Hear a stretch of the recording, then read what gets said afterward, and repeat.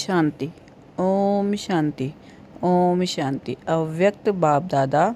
Revise date है 16 अक्टूबर 1969। परखने की शक्ति को तीव्र बनाओ। परखने की शक्ति को तीव्र बनाओ। आज विशेष क्या देख रहे हैं? परिवर्तन कैसे देखते हैं? इस ग्रुप में प्रश्न का उत्तर देने में होशियार कौन है? देखने और परखने की शक्ति कहाँ तक आई है? अच्छा, योग की स्थिति में निरंतर रहने वाला कौन? दिव्य गुणों की धारणा में दिव्य गुण मूर्त कौन नजर आता है? यह क्यों पूछते हैं?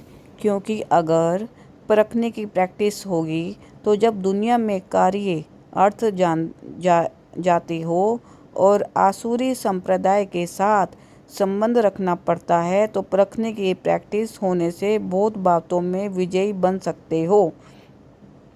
अगर परखने की शक्ति नहीं तो विजयी नहीं बन सकते। यह तो थोड़ी सी रेख देख कि अपने ही परिवार के अंदर कहाँ तक परख सकते हो। यूं तो हर एक रत्न एक दो से श्रेष्ठ है, लेकिन फिर भी परखने की प्रैक्टिस जरूर चाहिए। ये परखने की प्रैक्टिस छोटी बात नहीं समझना, इस पर ही नंबर ले सकते हो। कोई भी परिस्थिति को, कोई भी संकल्प वाली आत्माओं को, वर्तमान और भविष्य दोनों कालों को भी परखने की प्रैक्टिस चाहिए। विशेष करके जो पांडव सेना है उन्हों को ये परखने की शक्ति बहुत आवश्यक है, क्योंकि आप गोपों को बहुत प्रकार की परिस्थितियाँ सामने आती है। उन्हों का सामना करने लिए यह बुद्धि बहुत आवश्यक है। परखने की पावर कैसे आएगी? उसके लिए मुख्य साधन कौन सा है? परखने की शक्ति को तीव्र बनाने लिए मुख्य कौन सा साधन है? परखने का तरीका कौन सा होना चाहिए? तुम्हारे सामने कोई भी आए, उनको परख सकते हो। हर एक ने अपना अपना विचार बताया, सभी का रहस्य तो एक ही है। अव्यक्त स्थिति व याद व आत्मिक स्थिति बात तो वही है, लेकिन आत्मिक स्थिति के साथ साथ यथार्थ रूप से वही परख सकता है जिनकी बुद्धि में ज़्यादा व्यर्थ संकल्प नहीं चलते होंगे। उनकी बुद्धि एक ही याद में, एक ही कार्य में और एक रस स्थिति में होगी। वह दूसरे को जल्दी परख सकेंगे। जिनकी बुद्धि में ज़्यादा संकल्प उत्पन्न होंगे तो उनकी बुद्धि में दूसरों को परखने के समय भी अपने व्यर्थ संकल्प की मिक्स चैरिटी होगी, इसलिए जो जैसा है वैसा परख नहीं सकेंगे। तो मूल रहस्य निकला, बुद्धि की सफाई। जितना बुद्धि की सफाई होगी उतना ही योग युक्त अवस्था में रह सकेंगे। यह व्यर्थ संकल्प और विकल्प जो चलते हैं वह अव्यक्त स्थिति होने में विघ्न है, बार बार इस शरीर के आकर्षण में आ जाते हैं। उसका मूल कारण है कि बुद्धि की सफाई नहीं है। बुद्धि की सफाई अर्थात बुद्धि को जो महामंत्र मिला हुआ है उसमें बुद्धि मगन रहे। एक की याद को छोड़ अनेक तरफ बुद्धि जाने के कारण शक्तिशाली नहीं रहते। वैसे भी जब बुद्धि बहुत कार्य तरफ लगी हुई होती है तो अनुभव किया होगा, बुद्धि में वीकनेस अर्थात कमजोरी, थकावट महसूस होती है और जो भी है यथार्थ रूप से निर्णय नहीं कर सकेंगे। इसी रीति व्यर्थ संकल्प विकल्प जो चलते हैं यह भी बुद्धि को थकावट में लाते हैं। थकी हुई कोई भी आत्मा ना परख सकेगी ना निर्णय कर सकेगी। कितना भी होशियार होगा तो थकावट में उनके परखने निर्णय करने में फर्क पड़ जाता है। सारा दिन इन संकल्पों से बुद्धि थकी हुई होने के कारण निर्णय करने की शक्ति में कमी आ जाती है, इसलिए विजयी नहीं बन सकती। हार खाने का मुख्य कारण यह है बुद्धि की सफाई नहीं है। जैसे उनों की हाथ की सफाई होती है ना, आप फिर बुद्धि की सफाई से क्या कर सकते हो? वह हाथ की सफाई से झट से बदल देते हैं, देरी नहीं लगती, इसलिए कहते हैं जादूगर। आप में भी बदलने का जादू आ जाएगा। अभी बदलने सीखे हो, लेकिन जादू के समान नहीं बदल सकते हो, अर्थात जल्दी नहीं बदल सकते हो, समय लगता है। जादू चलाने के लिए जितना समय जिसको मंत्र याद रहता है उतना उसका जादू सफल होता है। आपको भी अगर महामंत्र याद होगा तो जादू के समान कार्य होगा। अब इसी में देरी है, तो अब इस भट्टी से क्या बनकर निकलेंगे जादूगर? अगर इतने जादूगर भारत के कोने कोने में छा जाएंगे तो क्या हो जाएगा? एक मास के अंदर कुछ और नज़ारा देखने में आएगा। अब तो तैयारी करनी पड़ेगी ना। अगर इतने जादूगर बदलने का कार्य शुरू कर देंगे तो फिर क्या करना पड़ेगा? ऐसी कुछ नवीनता आप भी देखना चाहते हो और बाप दादा भी चाहते हैं। ऐसा आवाज़ फैल जाए कि ये कौन कहाँ से प्रकट हुए हैं। ऐसे महसूस हो कि एक एक स्थान पर कोई अलौकिक आत्मा अवतरित होकर आई है। एक अवतार इतना कुछ कर सकता है तो ये कितने अवतार हैं? यहाँ से जब जाओ तो ऐसे ही समझ कर जाना कि हम इस शरीर में अवतरित हुए हैं ईश्वरीय सेवा के लिए। अगर ये स्मृति रख कर जाएंगे तो आपके हर चलन में अलौकिकता देखने में आएगी। जो भी आपके दैवी परिवार वाले व लौकिक परिवार वाले हैं वह महसूस करे कि यह कुछ अनोखे ही बनकर आए हैं, बदल कर आए हैं। जब आपकी बदलने की महसूसता आएगी तब आप दुनिया को बदल सकेंगे। अगर आप सभी के बदलने की भावना नहीं तो दुनिया को नहीं बदल सकेंगे। खुद बदलकर दुनिया को बदलना है। ऐसे ही समझकर चलना कि निमित्त मात्र इस शरीर का लोन लेकर ईश्वरीय कार्य के लिए थोड़े दिन के लिए अवतरित हुए हैं। कार्य समाप्त करके फिर चले जाएंगे। ये स्मृति लक्ष्य रख करके ऐसी स्थिति बनाकर फिर चलना। यह बगीचा है। बाप दादा चैतन्य बगीचे में आते हैं तो कुछ वाणी से खुशबू लेते हैं, कुछ नैनों से, कुछ मस्तक के मणि से। हर एक के मस्तक के मणि की चमक बाप दादा देखते हैं। ऐसे ही अगर आप सभी भी मस्तक के मणि को ही देखते रहो तो फिर ये दृष्टि और वृत्ति शुद्ध सत्व प्रधान बन जाएगी। दृष्टि जो चंचल होती है उसका मूल कारण ये है। मस्तक के मणि को ना देख, शारीरिक रूप को देखते हो। रूप को ना देखो लेकिन मस्तक के मणि को देखो। जब रूप को देखते हो तो ऐसे ही समझो कि सांप को देख रहे हैं। सांप के मस्तक में मणि होती है ना, तो मणि को देखना है ना कि सांप को। अगर शरीर भान में देखते हो तो मानो सांप को देखते हो। सांप को देखा और सांप ने काटा। सांप तो अपना कार्य करेगा। सांप में विष भी होता है। कोई कोई विशेष सांप होती हैं जिनमें मणि होती है। आप गोपों को सांप को कैसे मारना है, क्या करेंगे? आप सांप को देखते हुए भी सांप को ना देखो, मणि को ही देखो। मणि को देखने से सांप का जो विष है वह हल्का हो जाएगा। अगर शरीर रूपी सांप को देखा तो फिर उनको बन जाएंगे, उन समान बन जाएंगे। लेकिन मणि को देखेंगे तो बाप दादा के माला के मणि बन जाएंगे। या तो बनना है सांप के समान या तो बनना है माला की मणि। अगर मणि बनना है तो देखो भी मणि को। फिर जो ये कंप्लेन है यह वह बदल कर कंप्लीट हो जाएगी। सिर्फ बुद्धि की परख से कहाँ कंप्लेन कहाँ कंप्लीट, रात दिन का फ़र्क है। लेकिन सिंधी भाषा में लिखेंगे तो सिर्फ 2 बिंदियों का फ़र्क है। यहाँ भी ऐसे है, 2 बिंदी, एक स्वयं की एक बाप दादा की।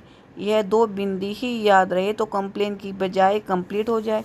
इसलिए आज से यह प्रतिज्ञा अपने आप से करें।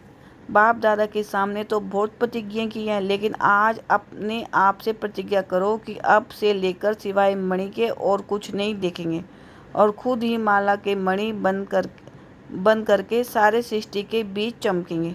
जब खुद मणि बनेंगे तब चमकेंगे। अगर मणि नहीं बनेंगे तो चमक नहीं सकेंगे। जब प्रतिज्ञा करेंगे तभी प्रतिष्ठा होगी। अपने आप से पूर्ण रूप से प्रतिज्ञा नहीं कर पाते हो, इसलिए प्रतिष्ठा भी पूर्ण रूप से नहीं हो पाती है। प्रतिष्ठा कम निकलने का कारण अपने आप से प्रतिज्ञा की कमी है।